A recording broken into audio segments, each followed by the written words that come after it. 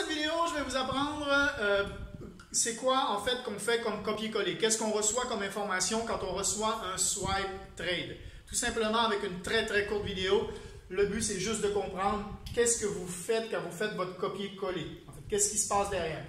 Donc, dans le swipe trade, quelle est l'information qui sont importantes à regarder?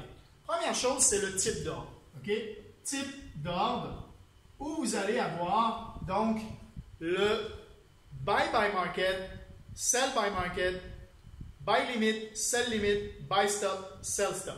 C'est les 6 informations que vous pouvez avoir de ce côté-là.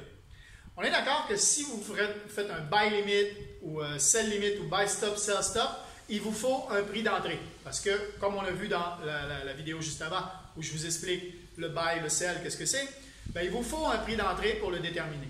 En revanche, le buy by market, le buy au marché, ou le sell au marché, le sell au market, okay? Sell by market, sell au marché. Celui-là, c'est au prix du marché, ça le dit. Donc, il n'y a pas de prix d'entrée. Donc, dans le swipe trade, souvent, ils vont vous donner un prix d'entrée. Et des fois, ils vont vous donner prix d'entrée 1, prix d'entrée 2. Ça veut dire que c'est l'alerte quand elle est lancée. Elle est lancée quand le prix au marché est environ dans ce prix-là. C'est à vous de voir si vous ne prenez pas l'alerte sur le coup, si vous prenez l'alerte 1 heure après, qu'est-ce que le marché a fait? Est-ce qu'on est toujours dans cette braquette-là? Est-ce qu'il faut que je modifie mon trade un tout petit peu? OK?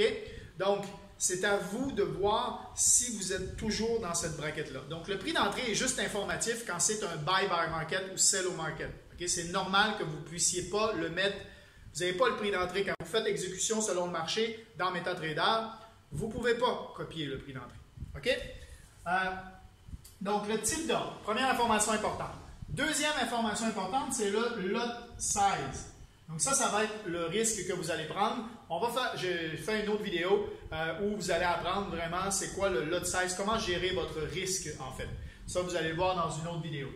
Lot size, c'est le 0,01, des fois 0,02, des fois 0,03.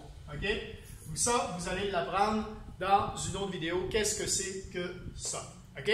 Mais, en gros, c'est le risque que vous allez prendre sur chaque trade. Et donc, si vous mettez 0,01, c'est 10 cents par trade, par pip. 0,02, c'est 20 cents par pip. Et 0,03, c'est 30 centimes par pip. OK? Voilà. Si vous ne savez pas encore c'est quoi un pip, je ne sais pas dans quel ordre je vais mettre les vidéos, mais vous allez l'avoir dans une autre vidéo, qu'est-ce que c'est un pip. OK? Donc, ça c'est la deuxième information. Et ensuite, donc ces deux informations-là ne sont pas en copier-coller. C'est des informations que vous allez juste transcrire de l'autre côté. Maintenant, les 3 copier-coller que vous avez à faire. C'est la première chose, c'est l'entry price. OK? L'entry price, c'est en gros le prix d'entrée. C'est là où vous allez rentrer dans votre trade. Le trade va s'activer au moment où vous allez arriver sur votre prix d'entrée. Ensuite, vous allez avoir le stop loss. Stop loss, c'est si jamais le trade s'en va à l'inverse de ce que vous avez dit. Si vous faites un buy et que ça s'en va en descendant, vous allez être en perte. Mais il faut limiter sa perte. Un stop loss, c'est comme un élastique en bungee. Okay? Quand vous sautez en bungee, vous avez votre élastique, vous êtes sécurisé.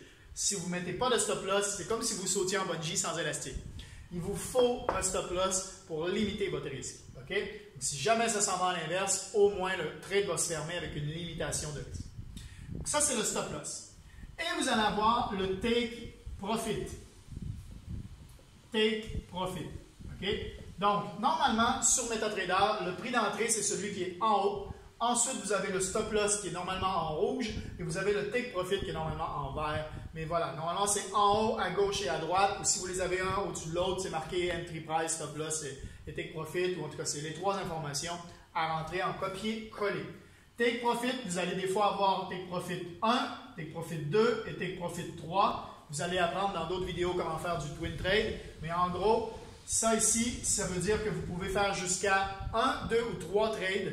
Donc, avec le même prix d'entrée, le même stop loss, et vous allez faire un avec un take profit 1 et un avec un take profit 3, par exemple, si vous faites du twin trade, ou take profit 2, ou vous allez faire 1, 2 ou 3 trades, c'est comme vous voulez. Mais ça, c'est donc une possibilité sur chaque swipe trade de faire de 1 à 3 trades, tout dépendant de ce que vous avez comme argent et la gestion de votre risque que vous allez apprendre dans une prochaine vidéo. Donc voilà, type d'ordre, lot size, prix d'entrée, stop loss, take profit, c'est les informations. Et les copier-coller, c'est ça ici, tout simplement. Et pas de prix d'entrée si vous êtes en buy market ou sell buy market. Voilà, on passe à la prochaine vidéo. Ciao, ciao!